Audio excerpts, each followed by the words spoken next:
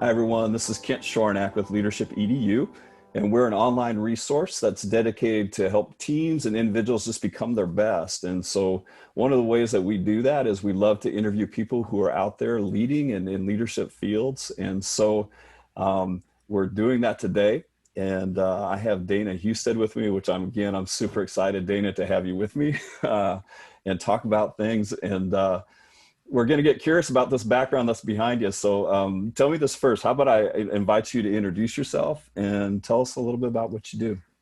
Sure. Well, thanks for having me, Kent. I really appreciate speaking with you always on a daily basis, but this is a little bit more special. So thanks for having me. My name is Dana Hustedt, and I am the Director of Esports at Grandview University in Des Moines, Iowa. A small private school, if people aren't familiar, that launched an esports program about 4 years ago. We started with 8 students, and now we're just hovering right around 50. We play in competitive video games. For anybody who does not know what esports is, competitive video games at the collegiate level. And that's scholarship, right? People get scholarships to do this, right? They do. And so behind me, as you can see, this is actually where I'm sitting. So everybody, this is a background of my facility, just one little part. We made an addition of 10 new stations and painted the walls and really got it spruced up nice. We're an 1,800 square foot facility. We have 36 gaming stations. And then also you might be able to see some shadows of plexiglass because of COVID. We have equipped our whole arena to be COVID proof. Well, not COVID proof, but at least helping with all the Yeah. barriers, wearing our masks, all the protocols that we're trying to follow as a university, keeping our kids safe while we do what we love. So Good. that is my job. I am Awesome. basically the athletic director of esports at Grandview. Yeah. And there's probably some people out there going, what? My kid could get a scholarship for doing this? And Yeah. it's like, yeah. So, one of the things that's pretty remarkable, I mean, esports is just relatively a new field. In fact, if I have this right, I think it's the fastest growing collegiate sport, Mhm. scholarship sport that's actually out there. And our program at Grandview is, what are we, 3 or 4 years in now? This is year 4. Year 4. Yeah, And I think you've told me before, it's hard for me to believe this, but are you 25 years old? I am. I am 25. Right. And so you've been charged, and you basically are the director of this program, and you've built it. And there hasn't been a whole lot of roadmaps in front of you, and you built it. And so you've had this huge leadership responsibility. And for someone who's young and having that amount of responsibility in starting things up, what can you share some insights around just what did you do to try to help lead building this when you didn't necessarily have a whole lot of experience or background to do it? So what have you done to kind of lead and build this? Yeah.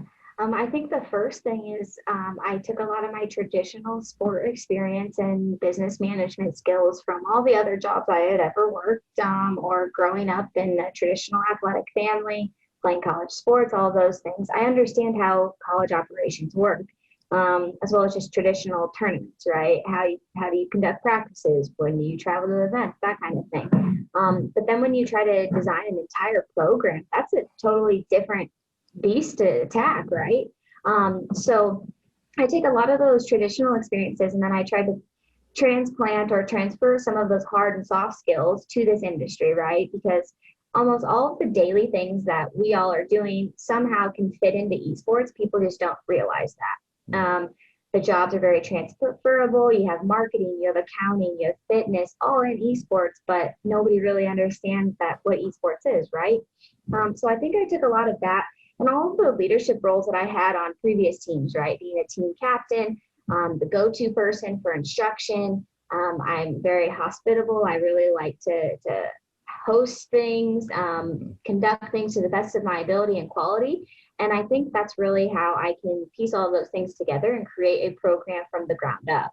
Yeah. Structuring things from 0 to 100 is a lot. Yeah.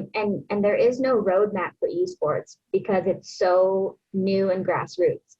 So I think that's what is also really scary about this job. People think that, hey, I am 25 years old. What experience do I have to lean back on to start this? Well, nobody really does anyways. So Right. I feel like I'm going to be the kind of, I have to pioneer those things, and I'm going to find the things that work and don't work. And I'm going to fail. I failed a lot over these years. And I feel finally at year 4, we're finally making a breakthrough on some of the things that needed to happen. Yeah. Would you, so it sounds like you took a lot of experiences that you've had in the past and just had to think about how do I translate how do I translate that into Right. an esports environment? And I appreciate you talk about part of that process is failing at times. When you hit blocks where you just like didn't know what to do or didn't kind of know a next step, again, as a young leader, how did you handle that? Or what did you do when you like, I don't know how to do this? How would you resolve that? Sure. I think a lot of the situations I've encountered have been things where I can maybe reach out to someone and talk about the situation. I need to think of it. I'm really good about speaking the situation out, and sometimes that solves the problem because I work by myself almost every day, and sometimes you don't have anybody to bounce things off of. So for me, it's really important to find those 3 or 4 really close people that do know the industry as well, that I can bounce those things off of because sometimes it just comes out naturally. And I don't even know that there was a solution in what I was saying, right? Right. Or that they were able to help with that. But then at the same time, also taking a step back and just knowing that you have to ask for help from other people that maybe are outside of the industry because it's an unbiased opinion. I appreciate that a lot because sometimes I think we think as leaders, we have to have all the answers. And sometimes when you're young, you also feel a pressure that you have to prove yourself. Yeah. But I know this about you that you've been a great resource connector and been willing to kind of again share your needs and talk about it. And that sounds like that's really helped you a lot. You also have a pretty strong work ethic in your background. I know. How much do you feel like that's influenced you? Because you grew up on you grew up on a farmstead, right? Yes, I did. So farm kid at heart. That's how I grew up, all the way to college, and then even now, going back and still helping with the family operations. That's always important. But it is what created me to be who I am today, right? I wouldn't have the perseverance or the business skills or the communication skills, or just any of those hard life experiences without having that in my life and the way I was raised by my parents in a small Northwest Iowa town. Um, it's a different lifestyle there that not many people get, and I think I'm very, very fortunate. Even though a lot of people say, you haven't been exposed to a lot of things. Well, no, I did after you go to college. That's when you get all those exposures, but the core building blocks came from there, and I have to really give a lot of credit to how that all occurred for me. Hmm. Yeah, and I don't know how many people in our audience are familiar with farming, but I just dawned on me while you're speaking. But as a farmer, you're the accountant, you're the program manager, you're Yeah. you're the worker bee. You do all those things, which that really makes sense that it translated over for you into this Yeah. esports environment. So Dana, the other thing I wanted to highlight with you is what I know is that you are the only female director of an esports program in the country. And ESPN noticed that and wanted to highlight that with you, which I thought was a great honor. I did a great job, and I know they came out and did pictures and whatnot.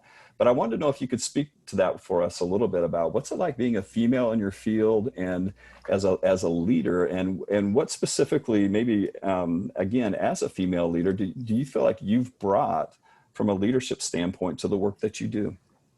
Sure.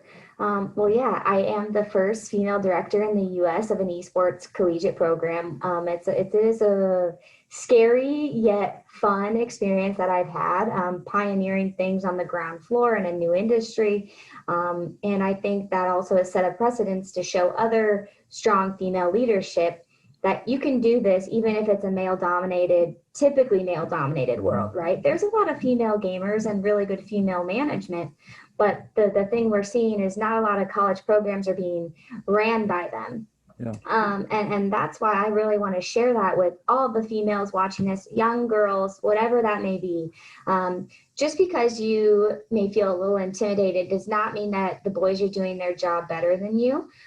You bring a very important skill set to the table that no one can take away from you. And for me, because of the way I was raised, I have three other brothers. I work extremely hard for what I have. Nothing is going to be given to me. And part of that is just working hard every single day for what you're passionate about and doing the skills that you're good at, because you're going to earn the respect from your peers, male or not, because you do your job well. Mm-hmm. And don't let this industry potentially scare you, or just any industry at all. And I think one other thing that really does help me is the compassion and nurturing that I bring to this program, and the people that I want to bring into play for me as well. The culture that we're building is about home and community. You're not just coming here to be a number. And I think I can portray that very well in who I am as a person and the people I surround myself with, as well as my family. And anybody who knows me knows that I'm just going to be as welcoming and provide that hospitality to make you comfortable in who you are and what you're doing. Very good. Good. Um, Hey, I know we're about out of time. And so I just want to use as a wrap up question, kind of a more open-ended one, and just ask, if there's any leadership qualities or any uh, leadership skills that you just have found essential that you want to highlight to share with us in conclusion. What would be the ones that you would highlight or stand out the most to you? Sure. I think a big one for me that I try to follow on a daily basis and also explain to all the people that come through here is leaders serve in winning programs or winning cultures. Okay. If you are not serving for the greater good to the people around you, you are not going to create a successful environment. And for me, I get a lot of my fulfillment out of serving others. Maybe that's part of my love language. I don't really know, but I think at the same time, that has really put me to the next level of how I conduct my work. Because if I don't feel that my program is giving the top quality that it should have, that represents me and is the reflection of me and Grandview University, I'm not doing my job well enough. And I think that goes in personal relationships as well. So overall, that would be my key takeaway. Leaders serve. Yeah. Well, it's fun for me because I know you, I see that. I watch you do that on a daily basis, and I see the outcome of that, which is a very, very positive outcome. So, Thank you. I do appreciate that. yeah, well, it's always nice when when someone says a quality, when you can also go, yeah, and I see that's like I see you living that quality, and you do. So, Dana, I just want to thank you so much for your time. Appreciate what you're doing just from a leadership standpoint, and the insights you have to offer, and just appreciate you and just the character person that you are as a leader as well. So thank you for taking time to interview with me. For those of you who are watching, if you'd like to see more of these interviews, they're just super insightful. I encourage you to check out our website. There'll be information on the screen I know you can see, but check out our website. You'll find more interviews like this and just great insights from great leaders in the field. So Dana, again, thank you. Really appreciate you taking the time with me. Thanks for having me, Kent. All right. See you, Dana. Bye.